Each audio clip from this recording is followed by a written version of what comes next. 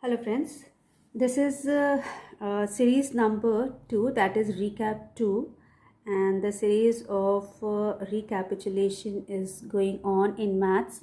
As I told you that from 6 to initially I said that it will be of classes 6 to 7 or 8, but I think from 6 to 9 anyone can see these. Any student can go through these recaps so that they can have one recapitulation or they can have a revision of their previous classes. Okay, now what I'm going to tell you about in this series is whole numbers, as I have given you a description in my first first recap 1. You have seen about the numbers, how many types of numbers are there. Okay, and in whole numbers family, today I'll discuss about the properties. Okay, and one more thing, two words I have used in the previous recap. It was predecessor and successor. So I'm going to tell those two words also. I'm going to explain. Predecessor is what, in short, we'll try to do all this, and it's just the basic concepts which you have to come to know. Okay, so this is predecessor. Predecessor, pre. The word pre means previous. Okay, the previous number. You can say that the previous number. That means if any of the whole number is there, and you know whole numbers are from 0 to 0, 1, 2, 3 and so on. Okay, they are unlimited and they start from 0. So 0 is the number which is included in whole numbers. Now predecessor is a number which is just the previous one. For example, if you are having any of the whole numbers, say if we take example, if any of the whole numbers are there, say 42, then in that case when you predecessor gives you -1, it is -1. That means just the previous number you will get by doing subtraction of 1 from the given number. So if 42 is the number, then -1 will give you the predecessor of 42, which is going to be 41.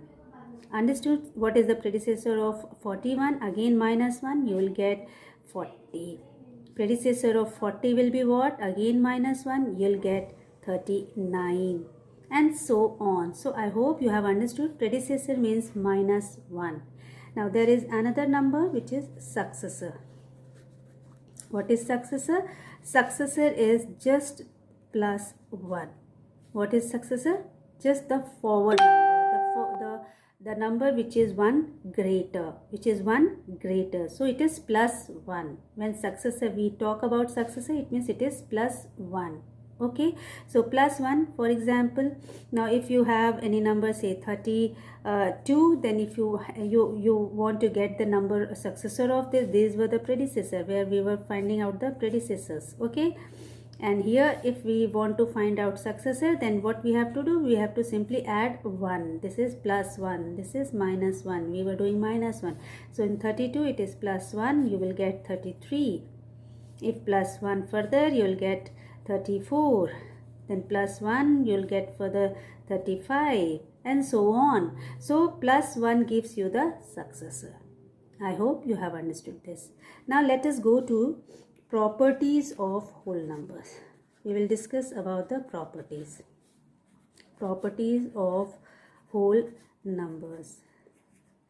Now see, in this properties of whole numbers, there are 4 properties actually which you have to go through.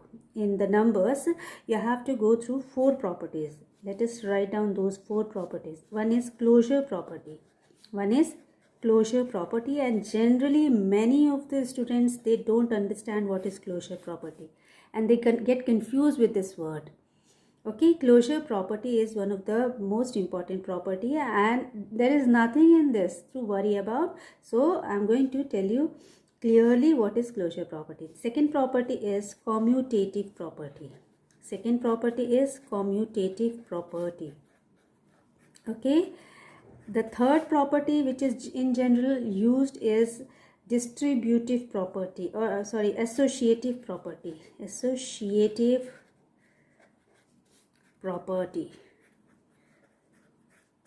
Okay, and the fourth one is the distributive property. And why we are going to deal or discuss these properties? Because these properties are very important properties, as they are going to be utilized in the chapters during your basic concepts or in your mathematics. Okay, so first property is the closure property. Other than this, one more thing you have to understand, and that is what? That there are some mathematical operations. There are 4 mathematical operations, isn't it? 4 mathematical operations around which every calculation goes on.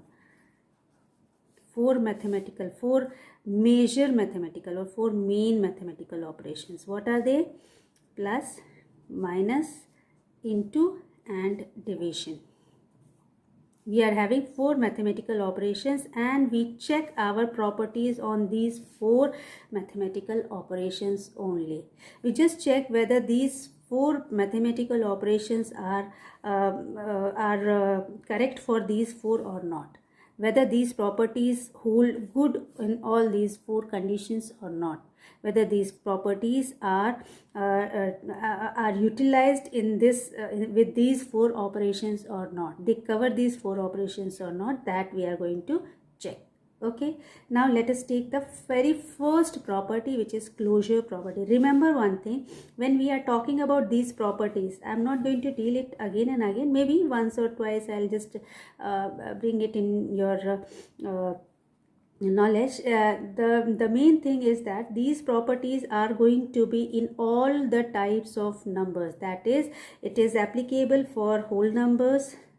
Okay, it is applicable for whole numbers, it is applicable for integers, it is applicable for rational numbers. So always keep these in mind, that these properties are very important, and in all these numbers these properties are going to be used. Okay, yeah, but it is really different that in all the cases the same scenario is not there. In some of the cases you will see that few of the operations are working in first case, in second case, or in third case, and maybe not all. Okay, so let us go with one. When I'm going to tell you, then you will be able to understand. Maybe if you're not understanding till now, don't worry. Let us start with closure property. Closure property is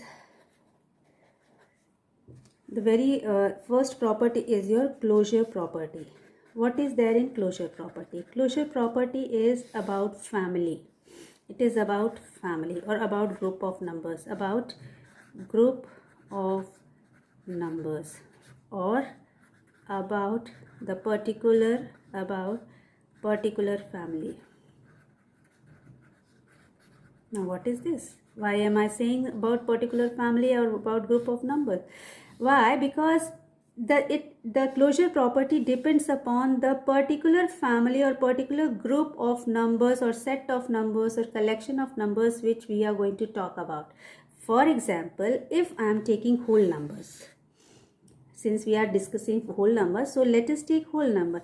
Now if I am going to consider whole numbers family, if I consider whole numbers family, and out of this whole numbers family, if I take any of the 2 numbers, if I consider any 2 numbers, say A and B, any 2 numbers if I consider, then the sum of these 2 numbers, say A, if I'm going to do A plus B, and if I get any third number as C, definitely if A plus B is added, we'll get some other number and say it is C.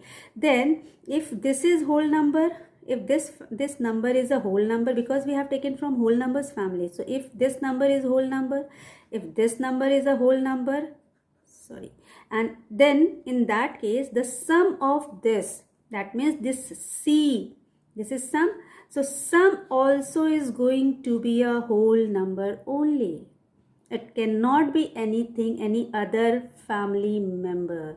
It is going to be a whole number. If we are taking whole numbers, if we are taking numbers from the whole numbers family, then whatever result we are going to whatever result we are going to obtain after using these mathematical operations, then the result also will belong to the whole numbers family. But it is only in the cases of what? In the case of plus. That means for addition it is okay. For addition, this happens that when two whole numbers are added together, you will get the sum as whole number only. Okay.